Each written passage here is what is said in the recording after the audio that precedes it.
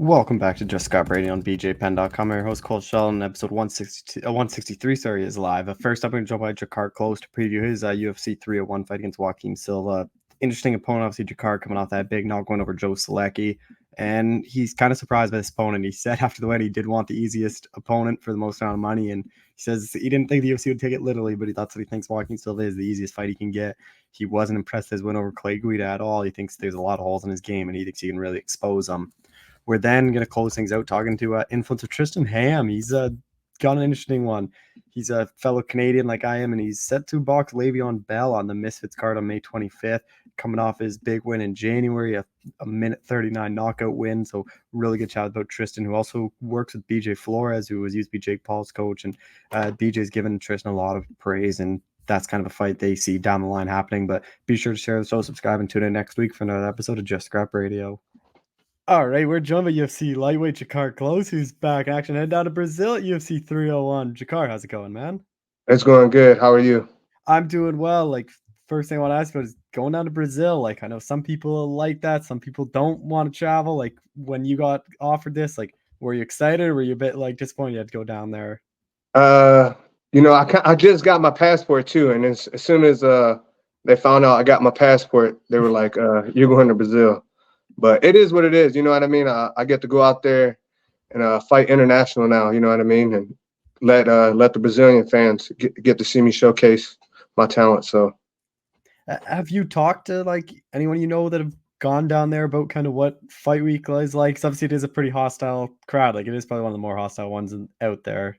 No, but people are like, "Oh, are you worried about them chanting?" And I'm like, not really, because I don't understand what they're saying. So. And their chants, like, they can't do anything. It's like you're only fighting Joaquim. Like, who cares what they're chanting? Yeah, it'd be different, like, if I could understand it, you know what I mean? But it's just gibberish, so. I know they're chanting, like, you will die, but it's in Portuguese, but, like, I don't even really understand it. Yeah. Like, I feel like, too, and do you even really hear the crowd ever? Or, like, you're just so focused, like, you kind of block it out. Like, is it just kind of white noise? Yeah, I really never really pay attention to the crowd, you know what I mean? I mean, you do sometimes, like when you hit them, you get a good hit and you hear, and you're like, I'm about to get his ass. But other than that, like, you don't really hear anyone talking. So, with Joaquim Silva, like, were you surprised to get him, or like, what you kind of think was gonna be next for you? When I said I want the easiest fight, they really took that to heart. You know what I mean? Like, I was just fucking around. But I guess it is what it is. So I guess that's who I'm fighting. Are you surprised it's not a ranked guy? I am, but I don't think they like me. I guess I'm gonna have to go out there and prove them wrong again, and hopefully get another highlight. Are you surprised then if you think they don't like you that they're not giving you like tougher matchups, and hopefully you drop a couple and then they can get rid of you? Man, be honest, I don't know what it is. It just feels like I've been in the same spot, you know what I mean, right outside the top 15, and I'm just fighting guys behind me. Maybe I need to get on the mic and talk more shit, but they should have caught me in my 20s, you know what I mean? I'm a lot older now. I don't do those internet games, you know. Why do you think they don't like you? I don't know. Do you think it's maybe that Stevens thing and kind of everything that played out after that? It could be, you know what I mean? But you'd have to talk to them and ask them. With Joaquim, like, what have you kind of made his UFC run? Like 6-4, like beat Clay Guida, look good. I know he lost Armin, but he did kind of rock Armin there. And then other than that, like Armin kind of took over. Like, what do you kind of made of his last couple fights? Be honest, I've never heard of this guy until they gave him to me. I seen he was on the last card with me. He couldn't even beat a corpse. I mean, he should have finished Guida. You know what I mean? He's a walking corpse. He's gonna get tired. He throws heavy. Nothing special about him. Going down to Brazil, like, do you think that, like, do you have to like worry about the weight cut, like just on the flight and like doing things different, or like have you talked to nutritionists about any of that, or do you think that's not gonna be much of a worry? I don't think it should be. I stayed in shape right after my last fight, because I wanted to fight in March. So I didn't blow up. I didn't get, because I normally get 200 plus. I stayed around 180. So Should be an easy weight cut, just like last fight. Just a little worried about the 15-hour flight. You know what I mean? Hopefully, I don't retain any water. But I'm going out a couple days early, so that shouldn't really be an issue. I know, being on a pay-per-view and like in front of fans, like, does that add excitement, or is it just kind of another fight to you? I'm not sure where I'm on the card. I think I'm like in the prelims. I think right now you're the fight right before the pay-per-view, which isn't a bad spot to be, like that main Yeah. event prelims. Yeah. Be honest, I don't get paid anymore. I would be the first fight of the night. You know, just get it done with and get out of there. But you know, I love fighting in front of fans. So I can't wait to go out there and shut all these Brazilians up. Are you going to stay in Brazil any longer and check it out, or is it just immediate flight home after the fight? No, I'm just gonna go there, collect my 3 checks, and I'm out of there. With this one, like, did you bring in anyone else to work with you? Or is it just kind of the usual guys you've been always working with for this fight? The usual guys. You know, I got a fall guy, I got a ladies man, and then I'm bringing my head coach John Crouch. So with Joaquin, like, how do you kind of see this one playing out then? I see a finish.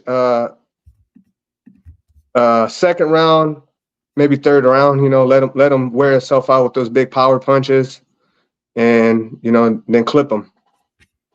What do you think a win, especially a knockout, does to you in this division? Like, you kind of, I know he's probably well ranked below you. Like, where do you think that kind of puts you? I don't know. I'll probably fight another up and comer. So it really don't matter. You know, I'm all about just collecting checks now. You know what I mean? Like I've been saying it for years. They already know who they want to be champion. You know, I just got to keep just beating the people they put in front of me. Is that frustrating for you, or like you see guys like Bo Nickel, for example, this past weekend? Like, they're obviously see someone in them. They give them these big spotlights on cards. They give them opponents that stylistically are good for them. Like, is that frustrating? Where like they kind of handpick these guys early on, just kind of give them the easier way? It's all about entertainment now. You know what I mean? Like for me, I feel like I'm an old school fighter. You know what I mean? Like go in there and like put on like fight. Now it's all about, you know, Instagram and doing all this. So I understand why why they're pushing him, because he has a huge following. I don't think he's that good. You know, I think if he fights anyone in the top, you know, he's gonna get exposed. But yeah, they're just gonna keep feeding him the guys that he can beat. So I guess for you, like, is it not really much of a concern then fighting these guys? Like, you get the same amount of money if you're fighting Joaquin or if you're fighting like Poirier or someone up there. yeah, you know what I mean? It's all the same, you know, like, you know, after I fight this contract out, hopefully, you know, I'm fighting, you know, guys in that top 15, but it is what it is. Just I guess just shut up and fight. Do you know how many fights do you have left on that year deal then? I have 3 fights. After this one, I have 2 left. I had signed a new contract before I got injured. And for you, I know when we talked last time, you said you thought that Dariush fight made some sense, and then you end up winning, he ended up losing. Like, was that ever on the table? Like, is that something you asked for, or did you just think that fight's not going to happen? I don't think it's going to happen. You know, that's a fight I want back. You know what I mean? I don't care if he was ranked or in the top, whatever. I just still want to fight him back. Even I don't know what happened to the other guy I lost to. Can't even think of his name, but he had disappeared. David Tamer, was it? Yeah, I don't know what happened to him. You know what I mean? Like I would love to fight him back. You know what I mean? I just want to get those wins back. And then one guy you really wanted to fight was Mark Madsen, and he retired. Like, was that disappointing that you never got a chance to fight him? Oh man, I was just trying to get an easy payday right there. You know, I just wanted to actually I had no beef with him. It was more of his coach. So I just wanted to go out there and put that beating on him, you know, so. Say you do get the knockout, like, what is kind of the goal then for you this year? I don't know. Every time I say I want to call my shots, it never happens. Like I wanted to fight on the March card. Now I'm fighting in May. You know, just stay active. Mm-hmm. Hopefully get 2 more fights after that, you know, just continue to win. Hopefully all in front of fans too, and not at the Apex. Is like your fighting style, like you put on these entertaining fights, like, you should be in front of fans and on big cards too. Yeah. You know, I don't know. I just got to keep fighting and just winning. You know what I mean? And everything else would work itself out. So. Just final things on your division. There was a couple big fights this past weekend. What you make of the Arm and Oliveira, and then obviously the Holloway fight? Oh man, I thought the arm it was a pretty boring fight. I thought I thought Charles had won that just because he was actually trying to finish the fight, and Armand was just pretty much just laying on him. Mm-hmm. I mean, dropped a couple elbows, but other than that, like he really wasn't trying to finish the fight. And you said the Poirier fight? The Holloway Gaethje fight. Oh, the Holloway. I thought Holloway was gonna win, even though he's the underdog. I was surprised it was that kind of one side. I thought Gaethje would win the first two rounds, that Holloway would kind of take over late. Yeah, I had Gaethje winning. I thought he was gonna win, but he just didn't come out like himself. Like the aggression, he kind of sat back a little bit too much, and Max, he made him pay for it. You know what I mean? It's crazy. Like that last 10 seconds, he went out on his shield, and that's why he was fighting for the BMF belt. You know what I mean? And just the final thing I did want to ask you is they obviously announced the title fight. Like, are you surprised it is Poirier getting that shot against Islam? And then how do you kind of see that one playing out? Like I said, I really don't like Islam's style. He's kind of just boring. You know what I mean? Like he's gonna go in there, take him down, probably just rear naked choke, get it done within the first or the second round. Well, Drakkar, I appreciate the time as always. Thanks so much for doing this again. Thank you. I appreciate you, brother. Sure. All right, we're joined by Tristan Hamm. He's got a big boxing match against a former NFL star. Tristan, how's it going, man? Doing great, man. Doing great. Ready. Before getting to your fight, like I just kind of want to start like a bit of background on you for people that may not know, like fellow Canadian, like kind of obviously you've blown up on Instagram, like through the wildlife and everything. Like you kind of walk everyone through about how kind of your influencer, for the word you want to say, like kind of journey started for everyone. 100%, 100%. Yeah, I'm from Whitehorse, Yukon. Canadian, grew up on the pipelines, building oil pipelines in the oil pipeline construction world, and just kind of always had that grit. Love to get outside, love to keep my hands dirty, and kind of took that on to follow my passion to go on adventures, rock climb, ice climb, bring my friends on those trips, and through that developed a company that helped inspire a lot of people to get into the outdoor space, into various adventure retreats and stuff like that, and that kind of blew up my name online. Guided hundreds of trips all over America and Canada, and always had a passion to fight, always had a passion to just kind of get into some kind of sport. But there's adventure sports are a lot of like solo sports. It's a lot of just getting out and doing your own thing. So to be able to take things professionally in boxing is a dream come true for me, for sure. When did like Misfits and kind of this whole thing like pop into your head as something that's a possibility for you? Well, since prize fighting's been a thing lately over the last 5-6 years, it's definitely caught my attention as boxing was kind of starting to die. I'm a diehard boxing fan, and I think all of us are from the Rocky ages. So I think every true man has that dream to be Rocky Balboa. So I've been kind of lurking in the scene, kind of keeping my eye out on things, seeing how the sport is developing, and I've through my growth on social media, I've had so many offers from various influencer boxing promotions all over the world, and some that have gotten a lot of traction and gotten more and more serious into it. I had some pretty significant offers, but I didn't want to just take any offer. I wanted to make sure that if I linked up with the promotion, that it would make sense for the long term, because you can't really play boxing, and everybody knows that. So Misfits is a very, very serious promotion. Things are really heating up there. I like to explain it to people as like a mix of WWE and the UFC, but for boxing, and they're real fights, like real knockouts, nothing staged. It's 100% a fight, and an incredible platform for you to be able to make a pro debut and make a splash right out of the gate. So very entertaining fights. The energy is lively. It's a ton of fun to watch the fights. It's a ton of fun to be a part of the whole build-up of the fight. So it was just a no-brainer, especially with their positioning with the DAZN. They have an incredible Misfits has an incredible partnership with DAZN, and they're going to be around for a few years, where a lot of other companies are going out of business from it, not really understanding how the market works. So it's just a great opportunity. I'm stoked about it. And then your first fight, like pro, is Misfits. Like not a lot of guys get that first big opportunity on a card like Misfits. Like how did that kind of come together? Like is that something you reach out to Misfits expressing interest, or is it kind of like a mutual Like, how did Great that all come question. together? Great question. Misfits has a huge roster of guys from professional fighters, boxers, and MMA guys to, celebrities and rap, rappers, all sorts of different type of people that are trying to get on Misfits to fight.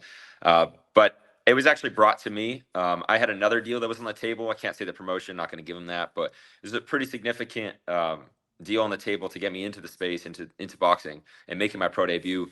But I didn't want to do it without the right team, and I called up BJ Flores, who actually managed Jake Paul and was Jake Paul's coach for a number of years. He coached him all the way up and pretty much built him all the way until Tommy Fury. And I said, BJ, like, I want to if I'm going to fight, I'm going to do it 100%. I'm going to go all the way. So I'm not going to do this unless you think it's the right move. And I consulted with him and a few other members of my team, and they all suggested that Misfits was the way to go, that the opportunity was open, that the door was open, that Misfits wanted to work with me. They had been looking at me for a while this time. So it just made sense. It was a better long-term plan to stick with a promotion that's actually going to be doing some big things in the space. So I know Misfits thing is, if people want to get into crossover boxing, you just got to make a splash and be noticed. And they do have their eyes out. They are looking. They're looking for competitive fighters. They're looking for people that can sell tickets, that can bring views. And I know I do both those things with Misfits. So I'm stoked about it. I know Texas, like, that's where my next fight is, May 25th in Texas, Houston, and it's gonna be a massive crowd. I mean, there was thousands of people on my crowd in Leeds, UK, but it's gonna be cool with what they're doing here in the United States over the next couple years here, because they have some major plans to make a big impact here in the U.S. Before getting into this fight, I just want to quick touch on your last fight. Like, Yep. kind of going into that one, not a lot of people kind of knew who you were, like, in the boxing space. Yeah. And then getting that first round knockout, like, did you even surprise yourself with that performance? Because, like, I know a lot of people were counting you out in that one, or like, is that kind of how you thought it was going to play out? Well, it wasn't originally the opponent that we were going to go after, but when I first saw him, I was like, well, shit, he looks exactly like Logan Paul. I'm like, wait, that wasn't him? You know what I mean? So, at first it was a different opponent that we were going for. It was a much tougher opponent, but that guy pulled out. And then there was about two or three other opponents that also pulled out last minute. And the last guy that was standing was this guy, Rodney Peterson. Knew nothing about the guy. He had 25 MMA fights. That's what we knew. We only knew about 2 weeks out before the fight that we'd be potentially fighting him. And I was like, if he's down to run it, I'm down to just get my foot in the door. Whoever it is, whoever wants to go in there with me, then let's do it. I've always had that kind of philosophy of, like, you should just, jump in head first into anything great you want to do. And, you shouldn't be arguing and bickering about, it being the perfect matchup and whatever not. So I really, going into it, had no idea what I was getting into. There was no footage on the guy. There was one shot where it looked like some guy got a lucky knockout on the guy. So I had no idea what to expect with the guy. So, right out of the gate, as soon as the bell rang, he came in, flurried me. It was my first fight, a lot of adrenaline, a lot of people. There's thousands of people watching. The crowd's roaring. He's just flurrying me left and right. And no idea what was going on, honestly. I was just, like, in full fight mode. And the second, he kind of calmed down a little bit. And I saw my opening and just took a 1-2, and he just dropped instantly. So wasn't able to really put my skills on display because it ended so quickly. I think the knockout was at, like, just under 50 seconds was the first knockout, and then they let him fight. And then that's the viral clip. The viral clip that got over 1 billion views is him getting up the second time, and he was completely knocked out when he was walking up to me, and I finished it up there. But it wasn't much of a competition. So I told the entire team, I said, hey, listen, I want to go in head first in this. I want the toughest guy in the roster. Who is that? Who is the toughest guy? And Le'Veon Bell is quite literally the toughest opponent in the space, other than Jake Paul and KSI and Tommy Fury. So I'm like, well, let's try to call him out. So we called him out, got all my followers to make a bunch of posts, memes, like, just blew up his Instagram until he couldn't say no. And here we are. So stoked about it. Yeah, like, Le'Veon Bell, like, one of the better running backs during his time. Like, kind of grew up watching him play, and then, like, he had that big knockout against, like, Adrian Peterson. Like, fought well against Uriah Hall, who's, like, should have really, like, beat him more sound than he probably did. So, like, what do you kind of made of his boxing advice? He just has 3, but, like, he's been looking pretty good for a guy that, like, is just a former NFL guy. Exactly. Yeah, I mean, you can't play boxing again. Like, and boxing is a very different sport than the NFL. And it's a very different sport than the adventure stuff that I do. But On a professional side of things, I think he's an incredible athlete. I think he's extremely tough. He's definitely, without question, the toughest guy in all of Misfits. So um, there's a Misfits tournament going on, and there's 8 guys in it. He's the toughest guy. I'm not afraid of a tough guy. I've been growing up with tough guys my whole life. So I know I got that heart to be able to face him, but he definitely has more boxing experience. He definitely has more boxing skills. But I don't think he's been against somebody that has the grit and mentality that I do. And I think that's going to really stand out. And I'm not afraid of him at the end of the day. I know there's a lot of guys that were afraid of fighting him. And that's why people just kept pulling out of fighting him. Nobody wanted to fight him. Even Jake Paul's been ducking him. Logan Paul's been ducking him. Everybody's been ducking him. But if you in this space, if you want to be seen, you got to be willing to take a risk, and that's what makes it entertaining at the end of the day. So for me, I know he's a tough opponent, but I also know that he doesn't understand how tough I am. So, but I don't think he's stupid. I think he knows that if someone's willing to take a shot like this, that with the team that I have, that I probably have something and I'm coming in with something, and I do. I mean, I'm tough. So that's really what I got on him.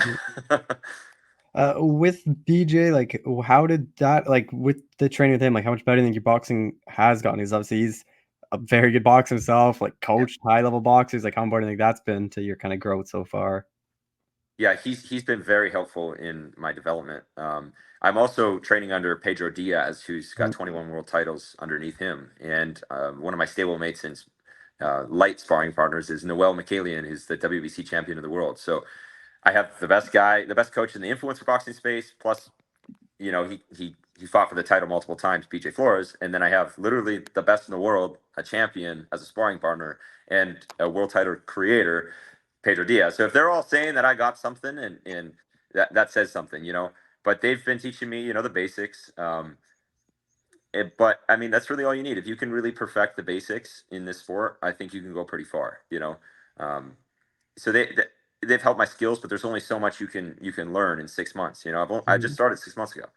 So, but they see something. I'm not trying to undersell myself too much. They definitely see something, and I know I can feel something because the guys I've been working with, I know I've been a problem with a lot of them, and most guys that have been sparring me, they're like, "Damn, like how the hell has this guy only been working for 6 months?" So I look forward to that because I think Le'Veon is going to be a good test. I think it's going to go close to the distance, but I think I'm going to get a knockout. That's what I think is going to happen. But it's going to give me an opportunity to really show what I have. We've seen like Jake Paul sort of try to branch off the influence thing, like get into the like fight some real boxers. Like, is that a plan for you, or like you kind of find with this misfits and like influence boxers, like you could have a lot of fights doing that. You also have a lot of fights like if you try to break away and kind of go the traditional pro route. Well, let me say this. A lot of people ask that question because, obviously there's like this divide of crossover boxers, people that were Mhm. professionals in other spaces and jumping over, or influencers jumping over. But it's been quite a while that the guys have been in the space. Like Yeah. it's been 5-6 years that Jake and I think it's 6. It's going almost on 7 years that Jake and KSI have been going at it. And so these guys are getting experience and they're mature and they got muscle and they're athletic and it's quite literally very professional. Um, so and it's creating such a buzz that there's a lot of professional boxers that are navigating over. So my hope is actually instead of Tristan going the pro route, I hope that the pro route comes to Misfits, and I hope Mhm. that Misfits grows and the fan base continues to grow. I know my fans are backing me, and I'm bringing a lot over to the Misfit space. It's a little different than what their typical audience is. I'm bringing a lot of oil workers and cowboys and all those type of people over.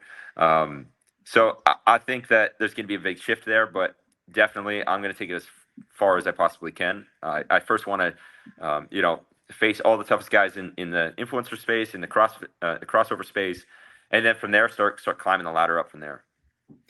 You are part of this kind of tournament bracket. Like you said, Le'Veon is that toughest guy. So do you think you get Yeah. past Le'Veon, like you kind of become the favorite to win that whole thing?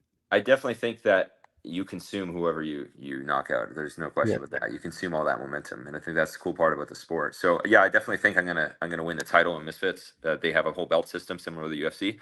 So I definitely think I'm gonna win the cruiserweight title, and then that was previously KSI's title. So I hope he comes back for it. That would be cool, but I don't know what his plan is. I just know that there's a lot of people that are going to be talking a lot of smack after I win that title, and I'm down to fight whoever wants to come after it. What is the goal for you in boxing? I just want to take it as far as I can. You know, I've always diversified in all the different things I do, outdoors, adventures, you know, everything. But this is the first time I've really put everything into one sport, and this is my opportunity. You know, so I'm just gonna take it as far as I can. You know, there's no stop until the wheels fall off. You know. Just final thing, like, is there certain guys you want to eventually box, or like, is it just kind of one fight at a time for you? Like, I know you were interested in that Le'Veon fight, you got that. Like, is there guys not next, just like kind of down the road you'd want to share the ring with? Yeah, 100%. I mean, I want all the biggest names that are making the biggest buzz. That's what I want in the toughest competition. So, you know, I'm not calling out anybody's particularly, Mhm. but you know, fighting a real Logan Paul would be legit. But I don't know if he's retired. I don't know if he's hanging it up. You know, he's having a kid. If KSI wants to get after it, I would love to. But I have so much respect for the damn guy after giving me the opportunity with Misfits. So, you know, there's nobody in particular that I have on my mind other than Dylan Dennis. I think that the job didn't get done properly last time. I already called him out on the Zone show. I think that would be an entertaining fight, and I think people want to see that get sealed off for once and for all. So I think I get the job done, and that would be a fight I'd like to see. But yeah, I just gotta get through this fight first, and then you see what kind of buzz it makes, and who wants to, you know, spit on me in the process. Well, Tristan, I appreciate the time. Thanks so much for doing this. Hey, thank you, man. Really appreciate it.